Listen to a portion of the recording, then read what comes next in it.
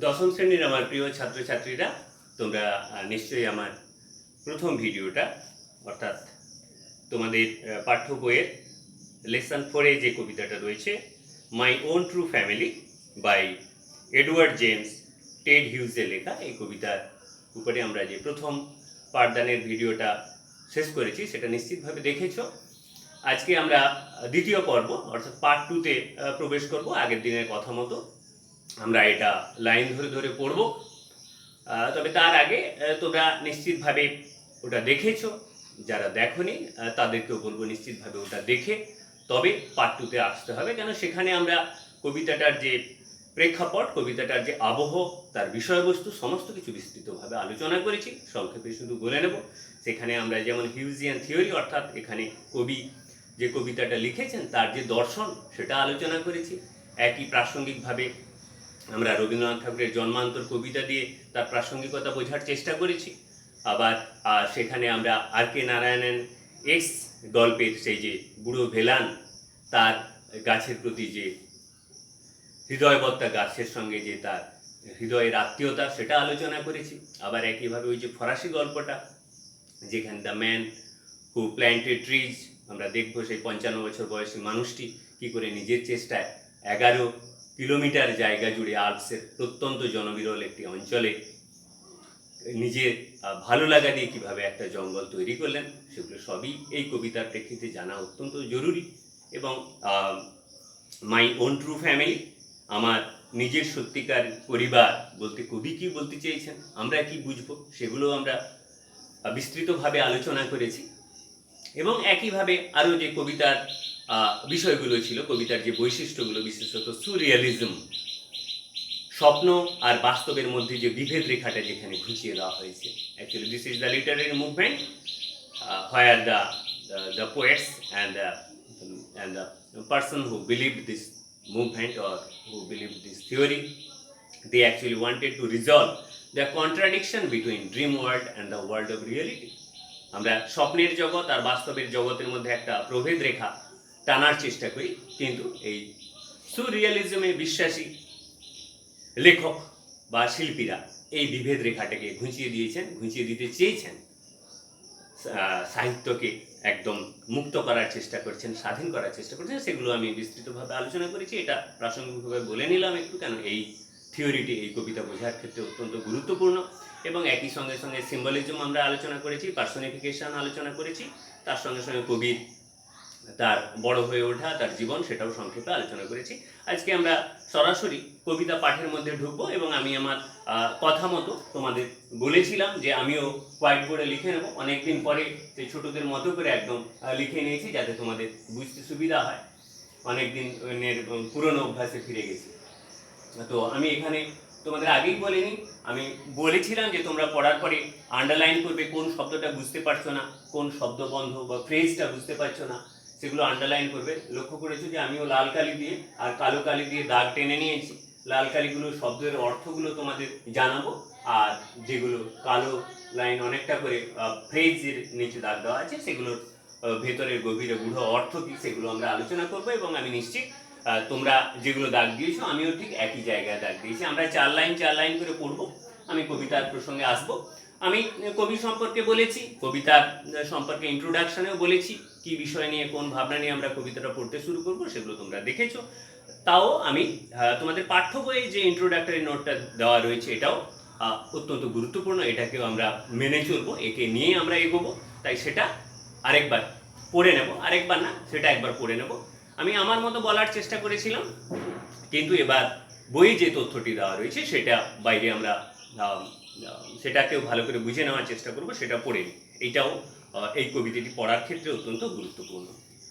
ওই তোমরা নিশ্চিতভাবে আমার সঙ্গে সঙ্গে বই খুলেছো, আমি বই নিয়েই বলেছি যে বই নিয়েই বসতে হবে, লাইন ধরে ধরে আমরা এগোবো। ফলে এখানে আমরা ওই 31 পৃষ্ঠা lesson 4 my own true family by Ted Hughes, তার অথার্স বায়োগ্রাফি যেটা দেওয়া আছে এই পার্টটা আমি আর আলোচনা করছি না। সেকেন্ড প্যারাগ্রাফে যেটা রয়েছে, the poem describes the magical experience of a young child in an oak wood and indicates that human being and the trees should thrive as a single family. তো এই লাইনটি আমি বলার চেষ্টা করেছিলাম আমার মতো করে, এটাকেও আমরা আরো সুন্দরভাবে এখানে বুঝে নেওয়ার চেষ্টা করব। The poem describes the magical experience of a young child. একটা ছোট্ট ছেলের তার একটা ওই এখানে ম্যাজিক্যাল এক্সপিরিয়েন্স বলতে the dream experience, the experience of his dream, স্বপ্নের যে অনুভূতি, ওই ম্যাজিক ওয়ার্ল্ডের যে অনুভূতি। আসলে ম্যাজিক ওয়ার্ল্ড বলতে বাস্তবের ওয়ার্ল্ড নয়, বাস্তবের পৃথিবী নয়, পৃথিবীর এই বাস্তবতার উপরে, সেটাকে আমরা ড্রিম ল্যান্ড বলতে পারি, ম্যাজিক ল্যান্ড বলতে পারি, যেমন খুশি তুমি বলো, ভাবনাটা এই জায়গায় আমাদের আটকে রাখতে হবে। তো সেই স্বপ্নের জগতে তার যে অনুভূতি, child in an oak wood and indicates that the human beings and the trees should থ্রাইভস as a single family. মানুষ এবং গাছ একই পরিবারের অংশ, একই মুদ্রার এপিট আর ওপিট। আমরা অগ্রাহ্য করার চেষ্টা করি, সেই অগ্রাহ্য করার পরিণাম কি হতে পারে সেটা আমরা আলোচনা করেছি, এবং অগ্রাহ্য না করে একে আমরা মেনে নিলে তার সুফল কী হবে সেটাও আমরা বুঝতে পেরেছি।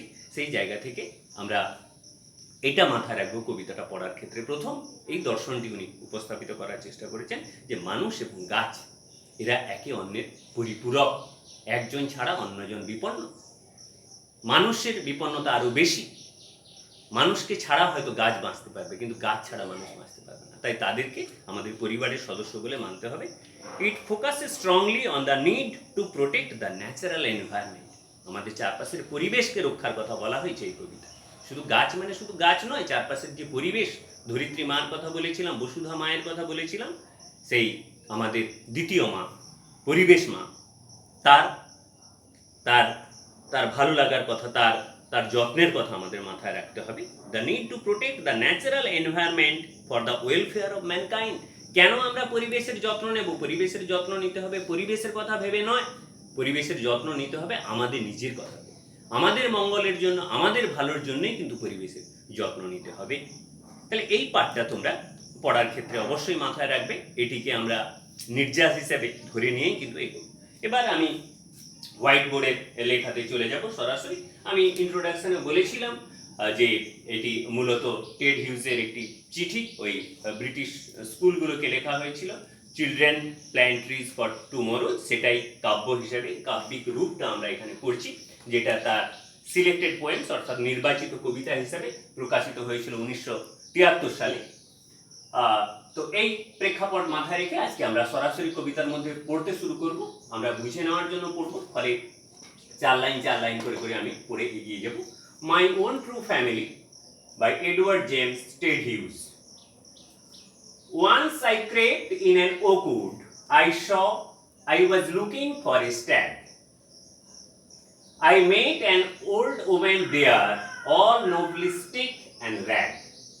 She said, I have your secret here inside my little bag.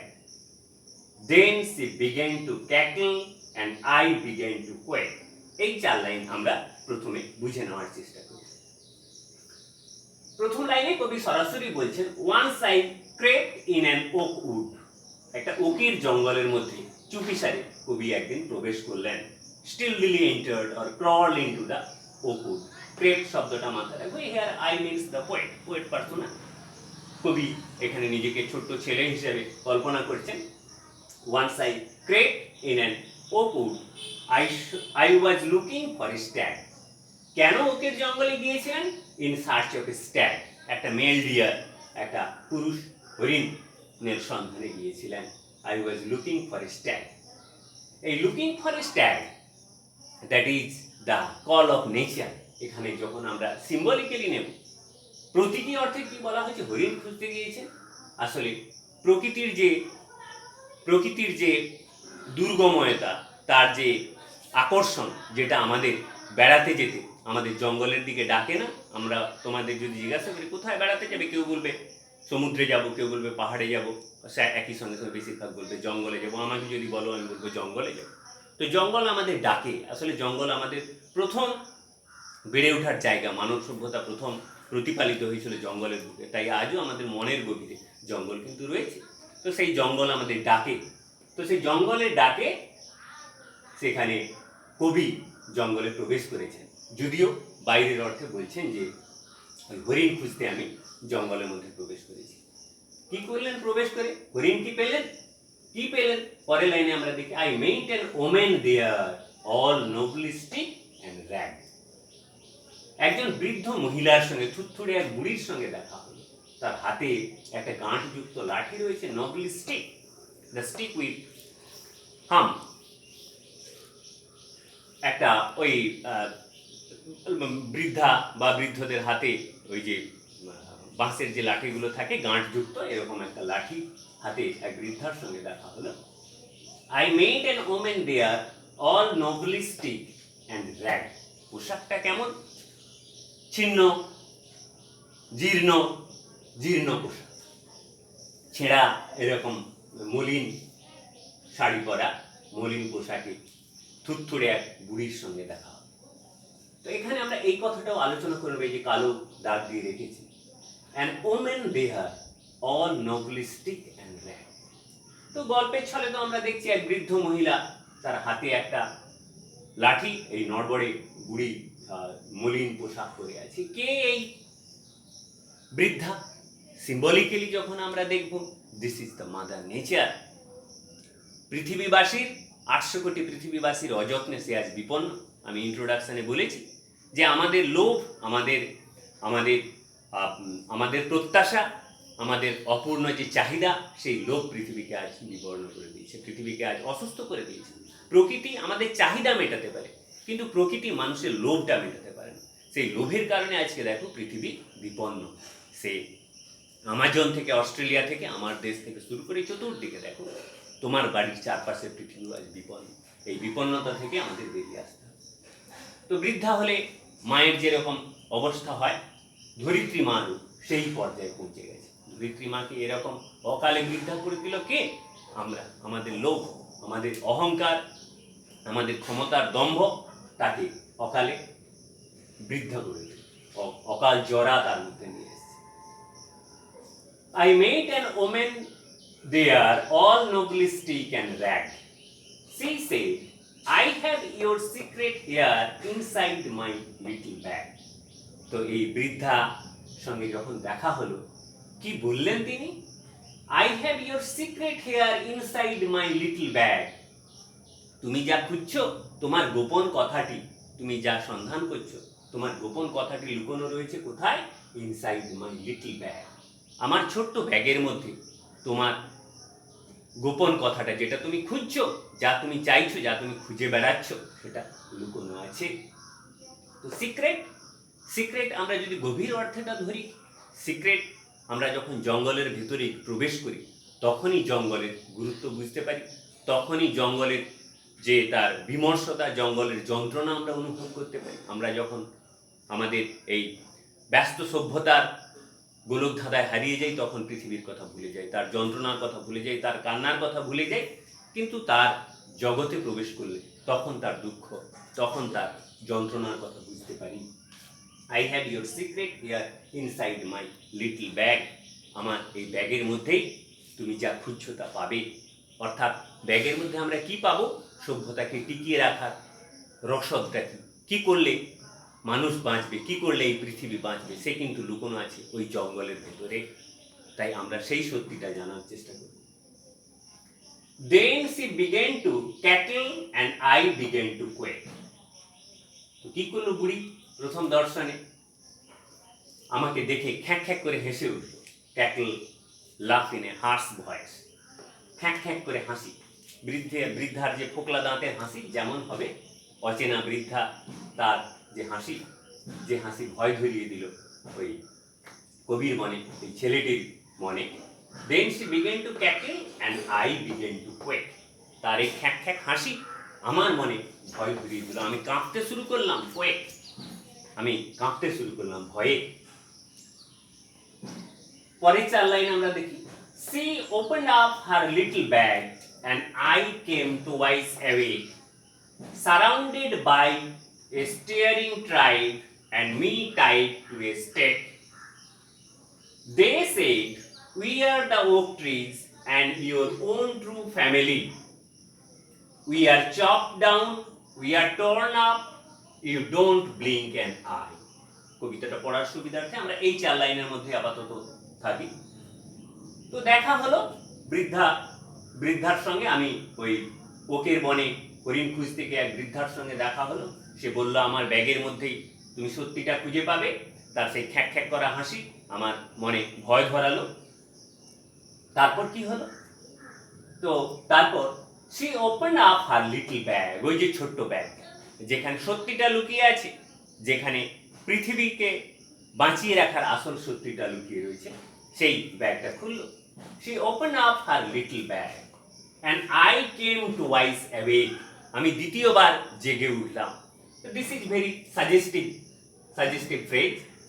দ্বিতীয় জন্ম, পুনর্জন্ম আমার হলো। আমরা ব্রাহ্মণদের বলি দ্বিতীয়বার জন্ম হয়।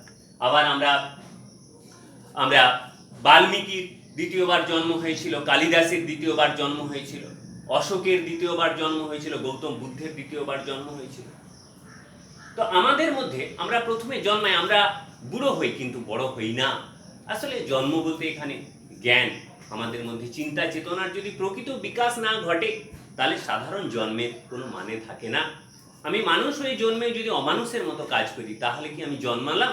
তাহলে কি অ্যাকচুয়ালি আমার জন্ম হলো? হয়নি। তাহলে সেদিনই মানুষ জন্ম হিসাবে আমার জীবন বা আমার জন্ম সার্থক হবে যেদিন আমি মানুষের মতো আচরণ করব। তো মানব শিশু যে জঙ্গলে প্রবেশ করেছিল, জঙ্গলের বিপন্ন অস্তিত্বকে অস্বীকার করে তার সমস্যার কথা না ভেবেই, যে চিরকাল ওই শহরে সভ্যতা আটকে থাকে, সে যখন জঙ্গলের ভেতরে ঢুকলো তার নতুন উপলব্ধি হলো, নতুন করে সে বুঝতে শিখলো। This is here figuratively called I came to wise awake.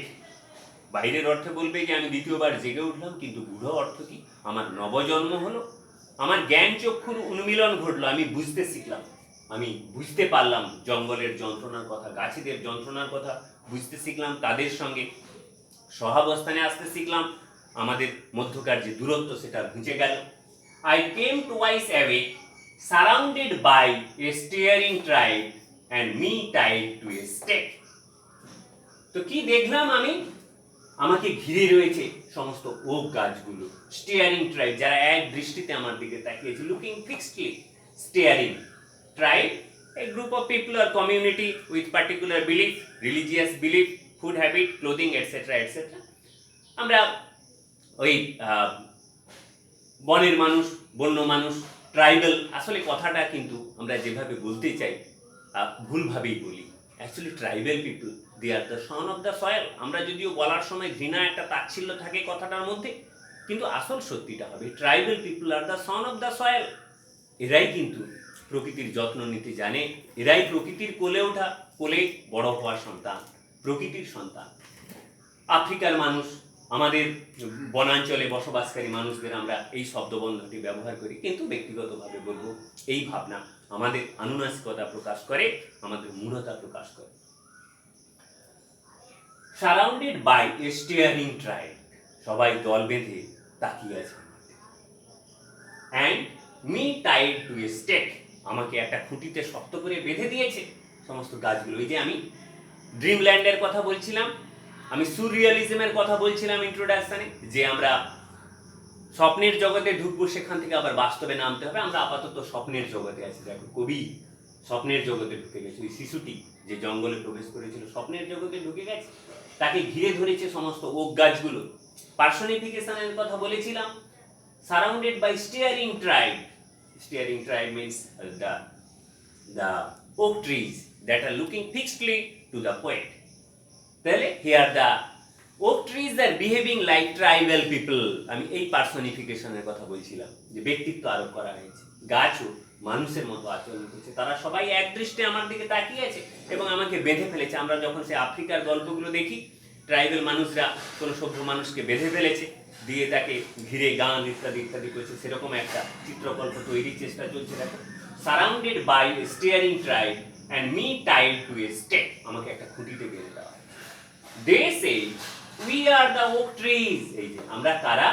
We are the oak trees and your own true family, আমরাই হচ্ছে তোমার প্রকৃত পরিবারের অংশ, আমরা তোমার পরিবার। সত্যি সত্যি তো গাছ আমাদের পরিবার, অরণ্য আমাদের পরিবারের অংশ। মানুষ প্রথম গুহাবাসী মানুষের আগে বনবাসী মানুষ, জঙ্গলবাসী মানুষ, সে তো পরিবার, তার অংশ এটাই, সেখানেই বড় হয়েছে। কিন্তু সভ্যতার দর্পে, সভ্যতার অহংকারে, সভ্যতার মূঢ়তায় আমরা আস্তে আস্তে সেটা ভুলে যাওয়ার চেষ্টা করি, দূরে যাওয়ার চেষ্টা করি। তার ফল আমাদের পেতে হচ্ছে, তার ফলও আমাদের দিতে হচ্ছে। They said, we are the oak trees and your own true family. তোমার প্রকৃত পরিবার, তোমার আপন পরিবার আমরাই। We are chopped down, we are torn up. You don't blink an eye. আমাদের কেটে ফেলা হয়, খণ্ড খণ্ড করে কেটে ফেলা হয়। আমাজন কেটে পরিষ্কার করে দেওয়া হচ্ছে, সারা পৃথিবী জঙ্গল কেটে ফেলা হচ্ছে, গাছগুলোকে কেটে দেওয়া হচ্ছে প্রতিদিন, প্রতি মুহূর্তে। We are chopped down, we are torn up. আমাদের ছিঁড়ে ফেলা হচ্ছে, আমাদের উপড়ে ফেলা হচ্ছে, আমাদের মুচড়ে ফেলা হচ্ছে, দুমড়ে ফেলা হচ্ছে। We are torn up, you don't blink an eye. কিন্তু কি কঠোর পরিহাস যে আমরা তোমাদের সমস্ত কিছু দিয়ে প্রতিপালন করলাম, কিন্তু আমাদের যখন খণ্ড খণ্ড করে ফেলা হচ্ছে, আমাদের যখন দুমড়ে মুচড়ে নষ্ট করে দেওয়া হচ্ছে, you do not blink an eye, তোমার চোখের পাতাটাও পড়ে না। You remain indifferent to our suffering, আমাদের কষ্টে তোমার চোখে জল আসে না, তোমার চোখের পাতাটাও পড়ে না, ভালো করে তাকাও না আমাদের দিকে। তাহলে এ কেমন আচরণ, এ কেমন তোমার আচরণ? আমরা মানুষ পরপর স্বার্থপর হচ্ছে, শুধু গাছ পড়লে না আমরা দেখবো রাস্তায় কোনো বিপন্ন মানুষ পড়ে থাকলেও আমরা পাশ কাটিয়ে চলে যাচ্ছি। তাহলে এই সভ্যতা কোন দিকে আমাদের নিয়ে যাচ্ছে? আমাদের মানবিক মূল্যবোধ দিনে দিনে হারিয়ে যাচ্ছে, সেগুলোকে ফিরিয়ে আনতে হবে। কবি এ কথাই বলছেন যে গাছগুলো যখন কেটে ফেলা হচ্ছে, আমরা কি বাধা দিচ্ছি? আমরা কি সেই বুড়ো ভিলানের মধ্যে চিৎকার করে উঠছি, আমার সন্তান, একে তোমরা কেটো না, একে তোমরা মেরো না? আমরা কি এই কথা বলছি? সেটাই কবি এই প্রশ্ন আমাদের সামনে তুলে ধরছেন। Yes, you don't blink an eye. এবার আমরা পরের পার্টে যাব, পরের 4 line. Unless you make a promise now, now you are going to die. Whenever you see an oak tree fail, swear now you will plant too. Unless you swear, the black oak bark will wrinkle over you and root you among the oaks where you were born but never grew. এই 4 লাইনের মধ্যে এবার আমরা concentrate করব। Unless you make a promise now, now you are going to die. তো তাকে আমরা আগে দেখলাম যে স্বপ্নের রাজ্যের মধ্যে কবি দেখছেন, শিশুটি দেখছে যে তাকে সমস্ত ওক গাছগুলো ঘিরে ফেলেছে, বেঁধে ফেলেছে শক্ত কুটির সঙ্গে। কেন, কি তার অপরাধ? যখন গাছগুলোকে হত্যা করা হয়, গাছগুলোকে যখন কেটে ফেলা হয়, তখন কোনো তার মধ্যে চিত্ত চাঞ্চল্য, কোনো তার যন্ত্রণার প্রকাশ, কোনো সহানুভূতির প্রকাশ নেই। এই অপরাধী সব ঘিরে ফেলেছে, তারা শাস্তি দেবে। ফলে পরের লাইনটা কি দেখছি, দিয়ে এবার তারা শাস্তি দেওয়ার আগে কি বলছে? Unless you make a promise now, now you are going to die.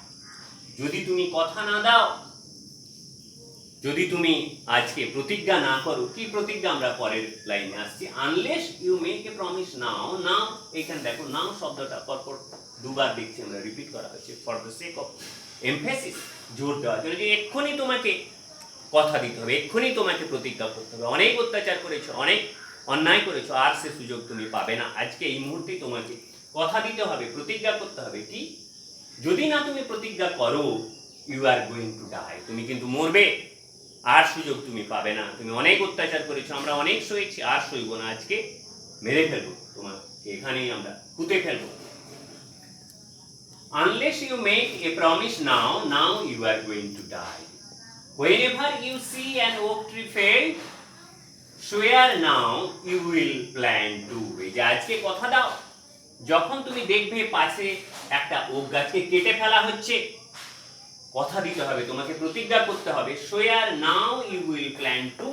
এই মুহূর্তে তুমি কথা দাও, একটা গাছ কাটা হলে তুমি দুটো গাছ লাগাবে, বৃক্ষরোপণ করবে, বনসৃজন করবে। you will plant too, একটার বিপক্ষে দুটো লাগাতে হবে, তাহলে কিন্তু সমস্যা হবে না। Unless you swear, the black oak bark will wrinkle over you. আর তুমি যদি কথা না দাও, তুমি যদি প্রতিজ্ঞা না করো, তাহলে এই ওকের সমস্ত কালো বাকলগুলো, ডালগুলো সব তোমাকে দুমড়ে মুচড়ে শেষ করে দেবে। কিভাবে বলা হচ্ছে? Unless you swear, the black oak bark, বাক হচ্ছে বাকল, গাছের ছাল যেটা, কালো ছালগুলো কি করবে, will wrinkle over you. Wrinkle ভাঁজ পড়ে যাওয়া, দুমড়ে যাওয়া, মুচড়ে যাওয়া ভঙ্গি পর্বতে যা হয় বৃদ্ধ বয়সে মানুষের মুখে, চামড়া, ত্বকে যেটা হয় রিঙ্কল। তো এমনভাবে চাপ দেবো, এমনভাবে তোমাকে আমরা চেপে ধরবো, তুমি ওখানেই গুঁড়ো গুঁড়ো হয়ে যাবে, তুমি ওই রকমভাবে মুচড়ে যাবে, রিঙ্কল সমস্ত তোমার শরীরে ভাঁজ পড়ে যাবে, চামড়ায় ভাঁজ পড়ে যাবে। Unless you swear the black oak bark will wrinkle over you and root you among the oaks where you were born but never grew।